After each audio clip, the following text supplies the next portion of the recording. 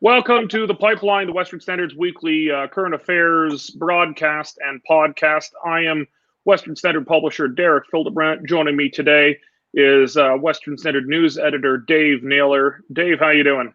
I'm well, Derek. How are you? I'm great, thanks. Today we're going to be covering a few things. We will be covering ongoing controversy around the U.S. presidential election. We'll be discussing if Joe Biden has a lock on things, as has been declared, or if there is what the possibilities are that Donald Trump will be able to turn things around.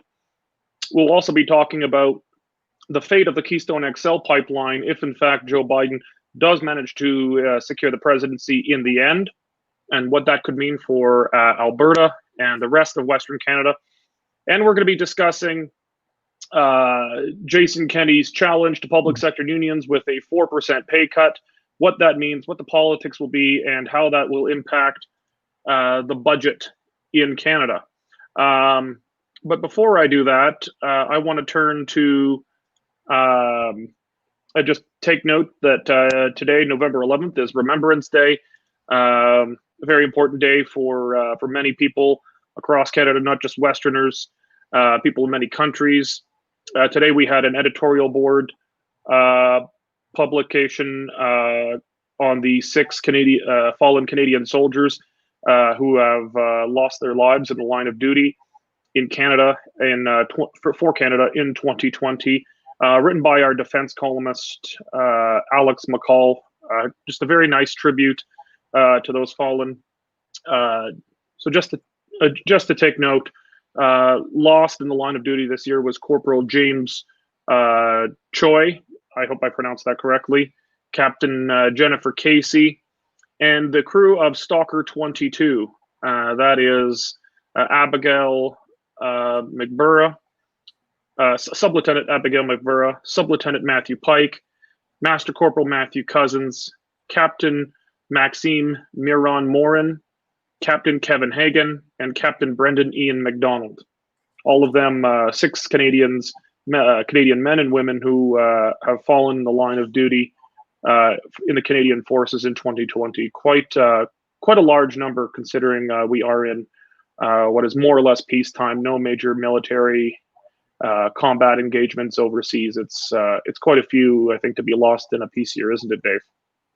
It's a sad number, and certainly a day of reflection. And hopefully, everybody takes a minute of silence to, give thanks to what these veterans have done and what we're able to live for and through today. Absolutely. Okay. Well, thank you all for watching. Before we get into the meat of today, we want to thank those of you who are Western Standard members for your contribution. Those of you watching, but who support the work we do of having an independent, non-government funded or licensed media, please go to westernstandardonline.com right now and become a Western Standard member. For just a few bucks a month, you can help us continue our work as the ultimate antidote to the CBC. So let's start with. I'm kind of driven crazy when I see Canadian media focusing so much on the U.S. election. The CBC obsessed with Kamala Harris.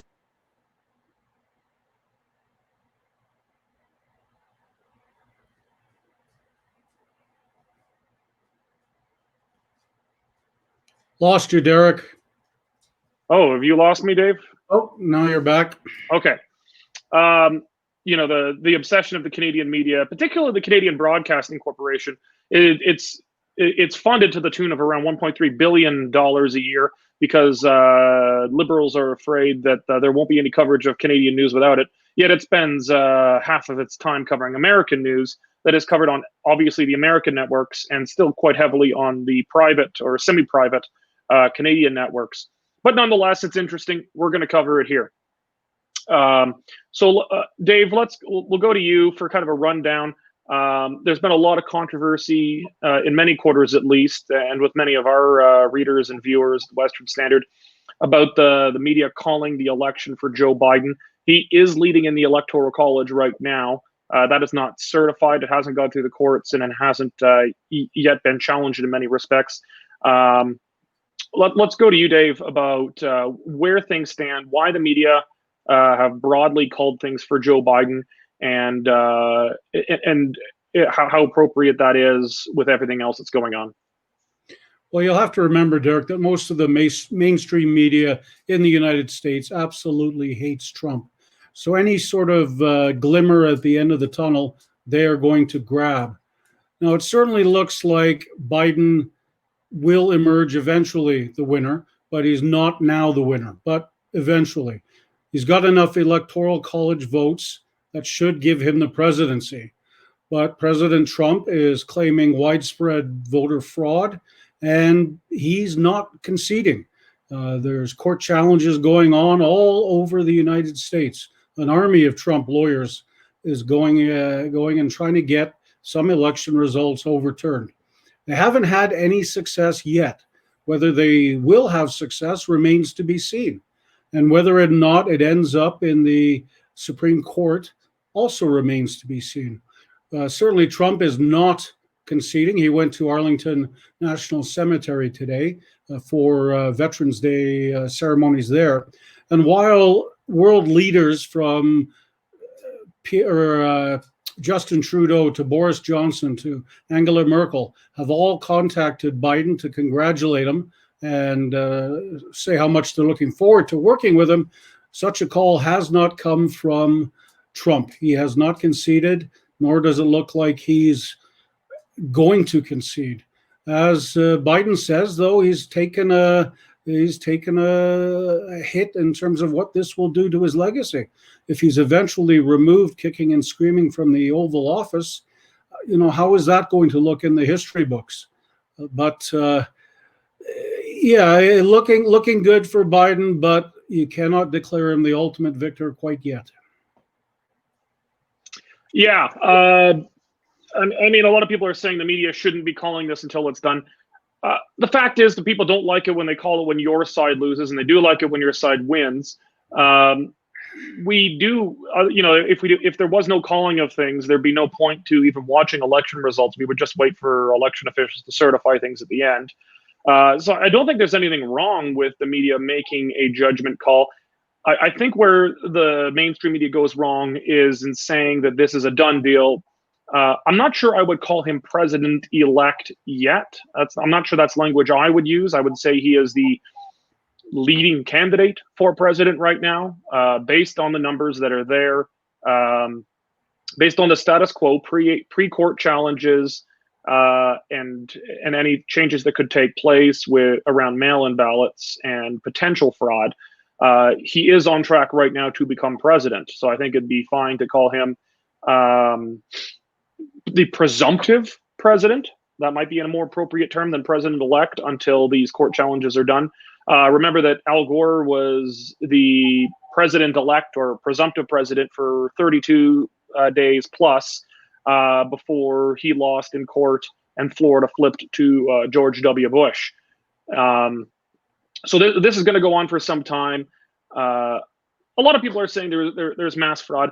I don't think many people actually can say that matter-of-factly yet. I think there is, beyond a doubt, a lot of big red flags in some key swing states, in Pennsylvania, in Wisconsin, and Michigan, to an extent in Georgia. There are some major red flags around mail-in votes and the vote dumps. It's too, I think, presumptuous right now to say that is voter fraud.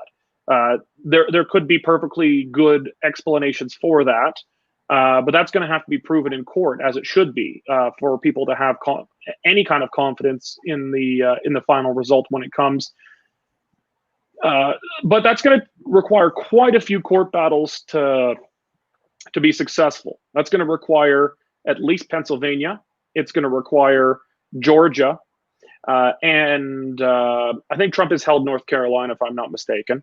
But it's going to require overturning enough votes in Georgia and Pennsylvania and either one of Nevada, Arizona, Michigan, or Wisconsin. One of those four would have to flip to give Trump his 270 electoral college votes.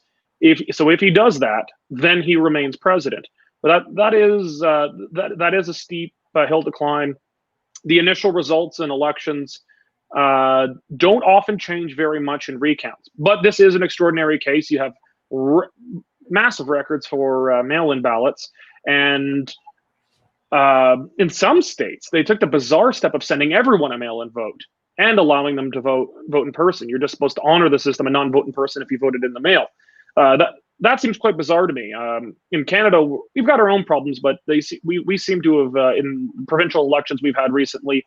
There's been no mass mailing of everybody a mail-in vote. Plus, in-person election day, it's been you had to request a mail-in vote. That seems to be a lot less susceptible to voter fraud. So it is entirely plausible that things are going to turn around, and that some of these key swing states will flip over. But it is a tough hill to climb, and I can't say. I wouldn't put my money on Trump. I think he is certainly less than 50% likely to do it, but I think it's important that these certainly big red flags are resolved in court.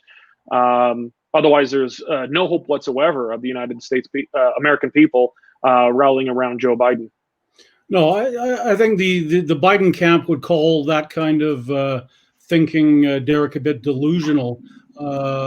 You talked about the number of different states that have to be overturned and whatnot, but we're not talking about Biden winning these states by a couple thousand votes. He's got huge leads in these states.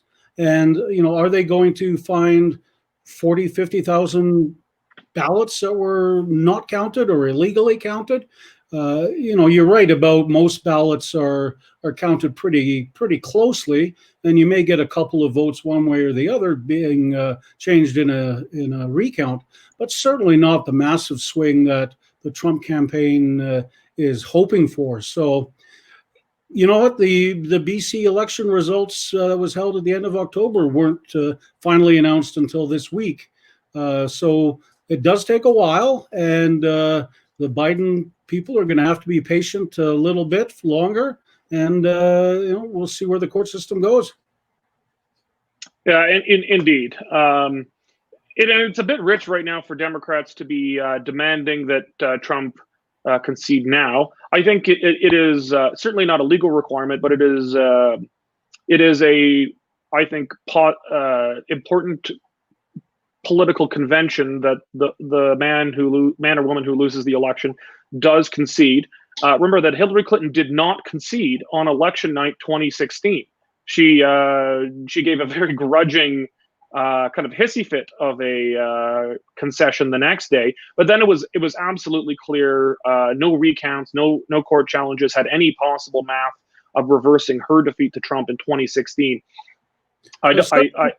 Certainly, there's nothing stopping Trump from picking up the phone, calling Biden, saying, "Hey, good race. It was close. Good job on what you've done, but I am not going to concede until we get the final polls in." But to completely ignore Biden, to not even pick up the phone, and ludicrous stuff like Secretary of State Pompeo saying that the transition shall run smoothly into the second Trump administration, and the sort of night of the long knives that has come out at the Pentagon, and Trump firing all the top officials, and it seems like he is taking his revenge while he's got time. Yeah, I don't think Trump has any. I don't think he has any obligation to concede yet. But once these court battles are finished, if in the end he does not manage to get, if there is no voter fraud found, if there is no significant errors or glitches as they're calling them found, and he does in fact lose, I think while it's not a legal requirement, it is a moral requirement of Donald Trump to concede at that time. He has no obligation to do so before then. I think opening the lines of communication between Trump and Biden would be positive, getting both men to agree that once the courts have settled things, whoever does not emerge victorious should be clear about trying to get the country to rally behind the president, whoever that might be.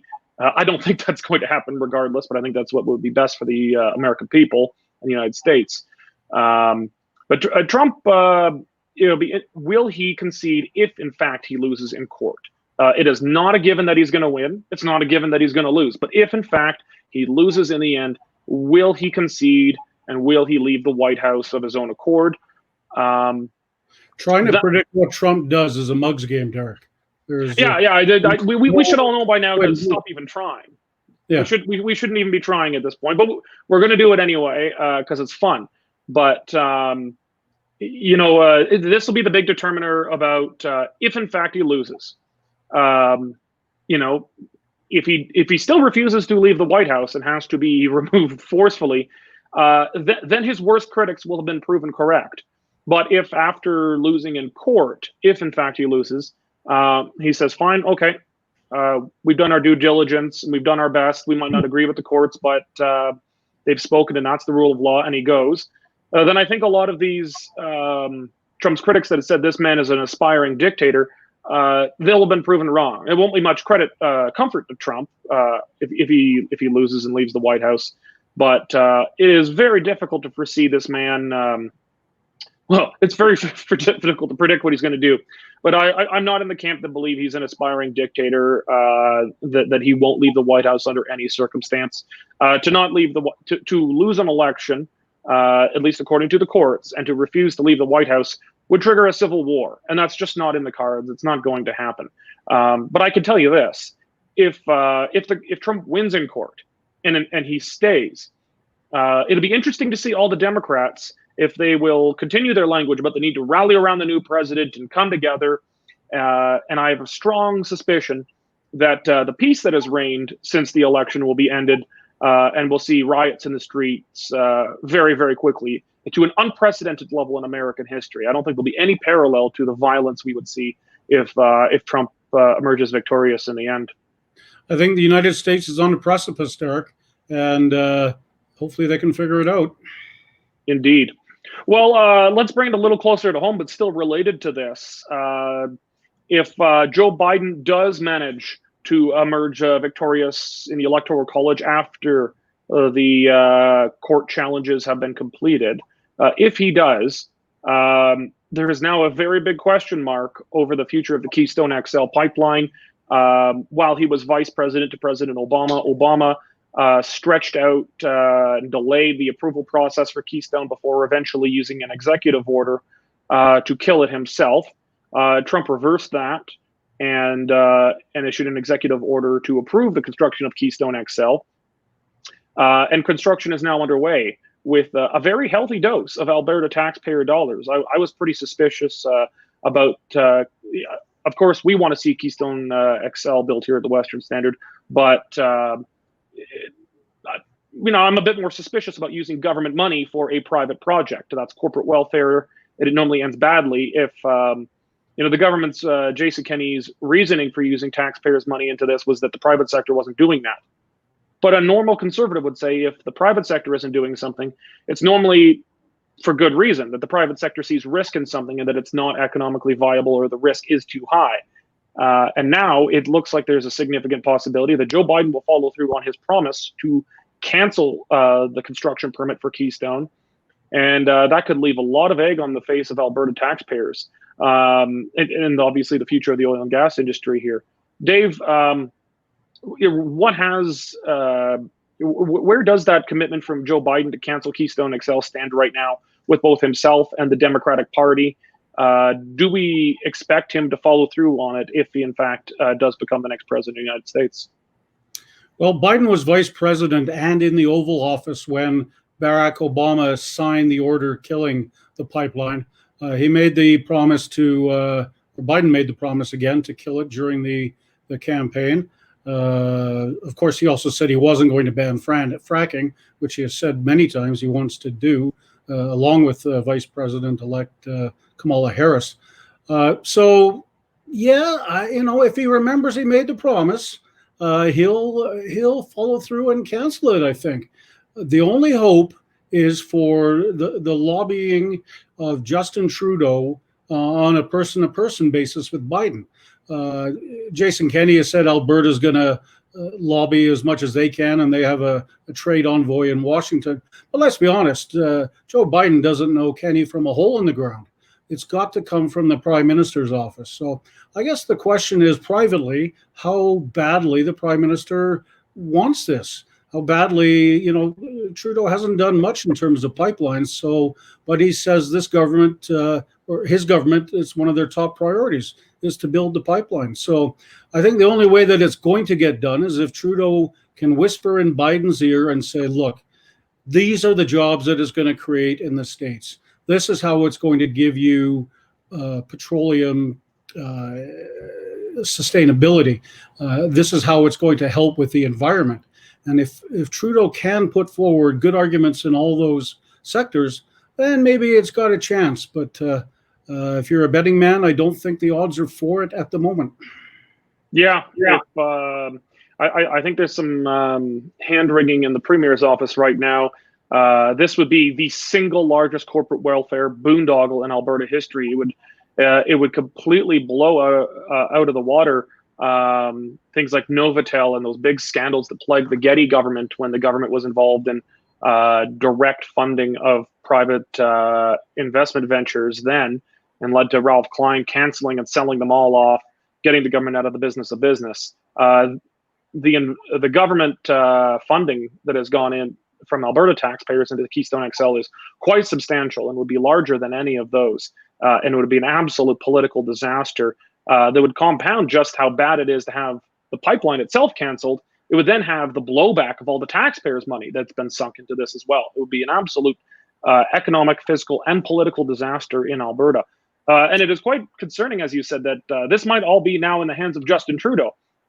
Justin Trudeau has been willing to approve the Keystone XL pipeline because it doesn't cross any other provincial boundaries. It goes straight from Alberta into the United States.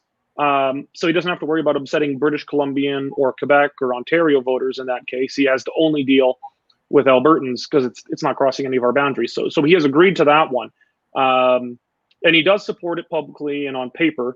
The bigger question will be, how deeply do we believe that he supports it in his heart? Is he really willing to go to bat for this? If Justin Trudeau genuinely believes it, I think he actually can save it. He is among progressive left liberals around the world. Justin Trudeau is still a celebrity icon. They love the guy. Liberals in the United States love Justin Trudeau. He is what they want their people to be. And he's very popular with the left of the Democratic Party.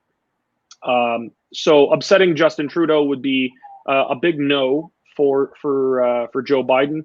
If Justin Trudeau says, look, if you do this, we are going to hit back. There will be diplomatic repercussions. There will be economic repercussions if you do this. Justin Trudeau, I think, does have the ability to save this. Now, I know a lot of people in the mainstream press have been saying that this is an opportunity for Kenney and Justin Trudeau to hold hands, saying kumbaya. Jason Kenney should give up their opposition to the portion of the federal carbon tax that they haven't already implemented in Alberta. But Alberta's already got a carbon tax on the oil and gas industry. So Alberta's already given in to Ottawa on that front. Canada has a carbon tax. And the Alberta government's not actually challenging the federal government's ability to impose a carbon tax on the industrial side, where Alberta still kept the NDP's carbon tax. They just renamed it a fancy, less threatening name than carbon tax. So, but Joe Biden, already the Democrats are rife with recriminations about how this election has gone. Joe Biden is currently leading to become president of the United States, but the Democrats have shockingly and unexpectedly lost seats in the House of Representatives, and they have failed to pick up seats in the Senate to give them control there. So this is an extraordinary election where, at least for now, they have won the presidency, but they have lost everything else. And Democrats are fighting themselves right now. Moderate Democrats, ones that remain, are accusing the AOCs and Bernie Sanders of the party on its left flank for putting forward this Green New Deal and defund the police agenda, scaring away moderate voters, which has cost them seats. When the Democrats expected to significantly increase their majority in the House of Representatives, now they have the smallest majority in 20 or 22 years of any party. And they failed to pick up the Senate. Looks like Republicans are very likely to retain control there. And so the Democrats are kind of falling into a big fight right now. The question is Joe Biden going to side with the radical wing, which he does not represent? He is the establishment career politician, moderate, if you will, wing of the Democratic Party. Is he going to side with the left of the party to keep them under control and working with him in Congress because he needs the House of Representatives? Or is he going to go to the moderates and try and broker deals with Republicans? And I think Keystone XL will be one of the big telltales of that. If he's going to pick working with moderate Republicans and Democrats to try and get something done, or is he going to work with the left of the Democratic Party to try and keep his party together? And I think one angle that we haven't talked about, Derek, is unions.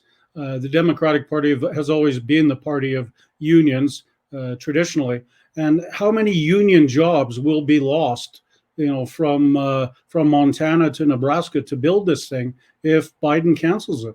So the unions, I think, are going to have a powerful say as to whether or not he does or not.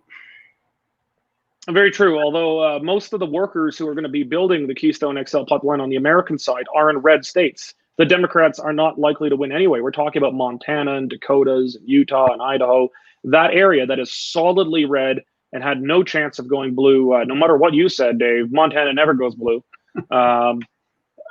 Those are in red states. So even if they're union voters, they're in states where their numbers don't really matter to the Democrats. So I'm not sure how much that'll do.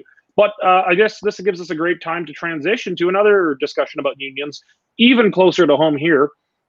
Jason Kenney has laid down the gauntlet to public sector unions. Dave, why don't you fill us in on what has happened there? What is some of the background leading up to this? And what is it Jason Kenney's asked of the unions? And what has the government unions' response been so far? Kenney is asking government workers to take a 4% rollback. This comes after he took a rollback on, or UCP staff took a rollback of 7%. So he's asked the unions to do their bit, try and help cut the debt and the deficit by taking a 4% rollback. Hundreds of thousands of Albertans have lost their job and are currently struggling to make ends meet. So Kenney's asking the unions to do their part. The unions' reaction has been obviously to fall off their chairs laughing and basically saying no chance. They're starting lobbying campaigns, petitions. They want Albertans to join them in the fight against Kenney. Interestingly, Derek, a government arbitrator gave AUPE workers in various colleges across the province a 1% raise. So I think that's what, if the unions are lucky, that's what they may end up getting, which won't please Kenney's people at all. Yeah. I've said for some time that I believe that Kenney has been wasting his mandate in not being tough enough with the government sector unions. There is no chance of balancing the budget, even before COVID, even before the Russian-Saudi oil war. There was no chance of seriously balancing the budget without major cuts to. Now, Kenney said he wasn't going to do this during the election. I thought it was a mistake. Now he says he is going to do it. So it is kind of breaking an election commitment, but I think it's a good commitment to break.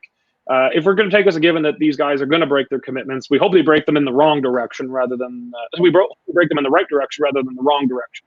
So I think this is a win, and I think it's bold. 4% pay cut is not going to do it, but it is a significant step in the right direction.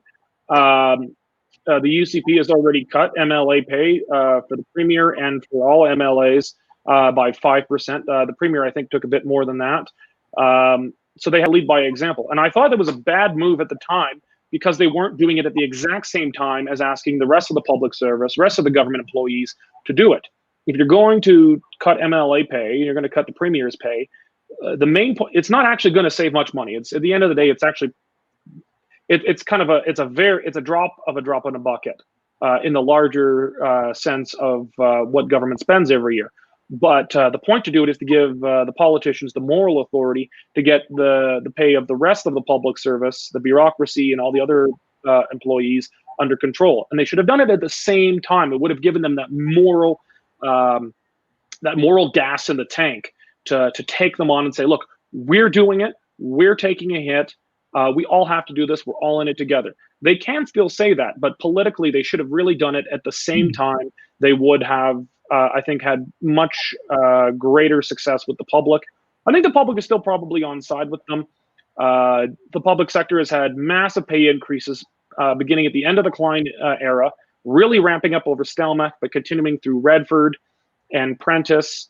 Notley limited their pay increases to relatively modest amounts, but because it was so high already, it really didn't amount to much in terms of the overall books. And Alberta's government employees are, in most cases, wildly overpaid compared to the private sector and even government employees in other parts of the province. These people enjoy virtual guaranteed jobs. If you're a teacher, to lose your job, you've got to be caught doing something pretty terrible. Same goes in many other areas of government employees. You just don't lose your jobs when you're in a government union. They've got pensions, they've got benefits, and they've had perfect job security when the private sector in Alberta has been getting the crap kicked out of it. So it's time for the public sector to do its part.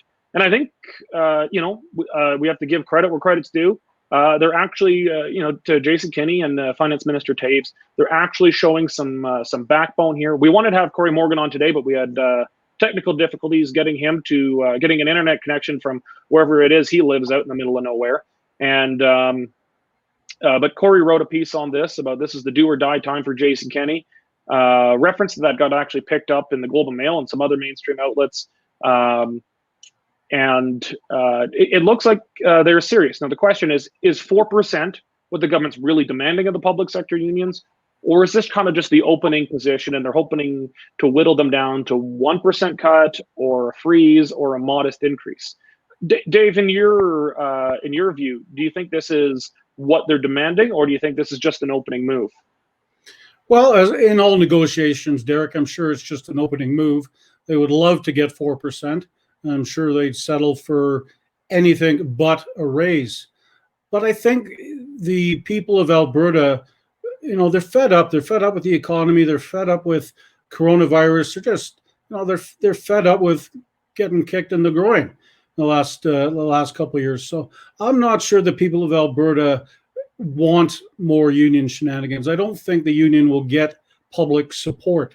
And I think that's what the Kenney government is counting on. And I think Corey hit the nail on the head on his piece when he says, this is the key time in Kenney's premiership. So, we'll see whether or not that they stick to it. Indeed. We'll see if they do this. We had Corey actually, as I said, Corey wanted to be on. We wanted Corey on the broadcast today, but his connection wasn't good enough. But it seems he can at least comment. Corey Morgan joining us via the comment section today. The unions will go crazy on the UCP no matter what they do. Little to lose in taking them on now. They were never going to support, never going to cooperate, start cuts. I think Corey's dead right. The AUPE, the AFL, these are partisan organizations directly connected or strongly connected in many ways to the NDP. The Tories could give them a 5% pay increase when everybody else is losing their jobs. And these guys will still not be happy. They will fight them no matter what. But beyond just the politics of it, they need to do something about this. There is without a giant oil boom coming, which we can't continue to hope is going to come, which they did in the last budget. They need to get serious about this. And I think we know COVID is temporary. We hope it's not going to be too long. The vaccine is now likely on the way, but oil prices, I think the drop in oil prices really shocked the Tories out of their complacency and around hoping that boom times are going to return on this. The fact is, I mean, we can do certain things to attract investment, but at the end of the day, without pipelines on the one side and a peak in oil prices on the other, which is out of government's control, there's just not much that we can do. And we're going to have to get our own finances under control before this, before we really hit a debt wall. And we are hitting a debt wall. Our deficit is the largest per capita in Canada by a massive margin. On a per capita basis, we're running deficits bigger than Justin Trudeau. So it's kind of rich for conservatives to be lecturing Justin Trudeau when we run even bigger, when conservatives run even bigger deficits on a per capita basis in what is supposed to be the heartland of conservatism in Canada. So I think that drop in oil prices spurred by the Russian-Saudi oil war has potentially really shaken them out of their complacency, and that's a good thing. Well, any union that is refusing to work with the UCP as you touched on, Derek, the UCP hasn't really cut anything since they came to power. Obviously, the COVID pandemic has had a lot to do with that, and the emergency spending that they've had. But these unions better be careful what they wish for, and all they have to do is look back to the days of Ralph Klein. Now that was chopping, and the Alberta people supported Ralph Klein's cuts by a massive margin. There were still, the same people, NDP supporters who complained and didn't like it, but for the most part, Albertans said those cuts are needed. And you remember at the end of the day, Klein holding up that big check, debt paid in full, and that was because of the cuts he made. So we'll see. Absolutely. Okay, well, before we wrap it up, we'll just go through some of the comments. Not a ton today, but we'll try to answer your questions. Steve Mugridge says, hey guys, a little off topic here, but where are we with respect to Western independence? My view is there's too much division on the Conservative side to pull together and get it done. And he is from Brooks, Alberta. Good people in Brooks, I'll tell you. Well, it's not a topic we're covering today, but it's always important to check back on that issue as it continues a low boil. The Conservatives are divided over this. Polling that we did in the early summer, I think right before May, had support for independence between 45 and 48%, depending on how we asked that question. And the way that broke down within parties was interesting. Obviously, within the Wild Rose Independence Party voters, which were, I think, around 10% of the vote in that poll, they were about 90% in favor of independence. That's not surprising. That's in the name of the party. NDP supporters were very strongly federalist. They were 90% against independence. But UCP voters, was very interesting. So they had already lost a lot of votes in current polls to independence parties like Wild Rose Independence. And of the remaining voters, 52% still supported independence, 48% opposed it. That is a very dangerous place for a party to be on any issue, and they are dead set on not discussing it to allow those divisions to come into the open. Their position is that, well, we are federalist. We don't contemplate independence under any circumstance, but unlike the NDP, we have respect for people who want independence and want to leave, and we'll at least hear them out, even if we're not going to do anything about it. That's the position they've tried to take, and they went to extreme measures to keep that debate under wraps by, for the first time that I'm aware of in Alberta history, ending private members' business so that the legislature couldn't debate a motion discussing independence. And as we had him on last week, rogue MLA Drew Barnes broke with the UCP to say no, private members, that is non-cabinet members in the legislature and the opposition, have the right to bring forward these private members' motions and private members' bills. And I want to discuss it. Because I support under certain circumstances independence, and I think we should have that debate. And the UCP went to extraordinary lengths to not even have that debate. So yeah, I think you're right, Steve. Conservatives are very divided on it, but as it is right now, that party has no interest whatsoever in even discussing the topic. Their position is that we're federalist. We're going to remain federalist under any circumstance, but that we're at least going to be respectful of those who disagree. Dave, what's your take on where things are at? I think you're right, Derek. I think it's on the pot is on simmer at the moment. I think there's a lot of work going on behind the scenes. You take the Maverick Party, for example. I'm sure Jay Hill is putting the miles on by trying to set up constituencies and get they were looking at I think 39 candidates they want to get ready to go when the next election is called.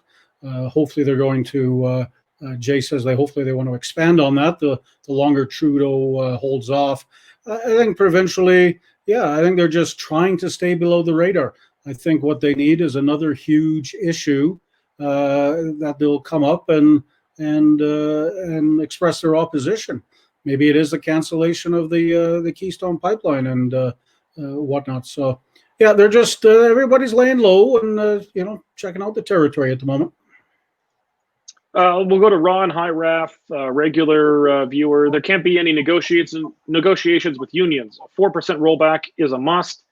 My government did 5% in '94. I think he's referring to Ralph Klein.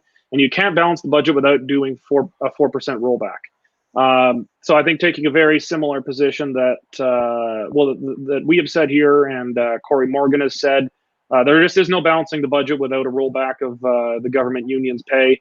The big thing, though, is I think the Tories have squandered a political opportunity to cut MLA pay and deal with this government union sector rollback at the same time.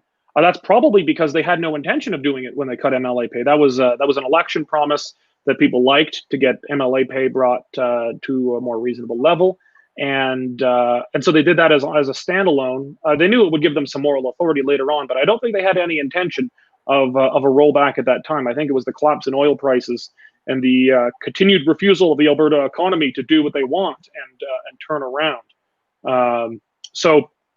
But by not doing it right up front, although they couldn't have done it up front because it wasn't in their election platform, but by not doing it up front at the same time as the MLA pay cut, I think they have seriously damaged their ability to actually get it done.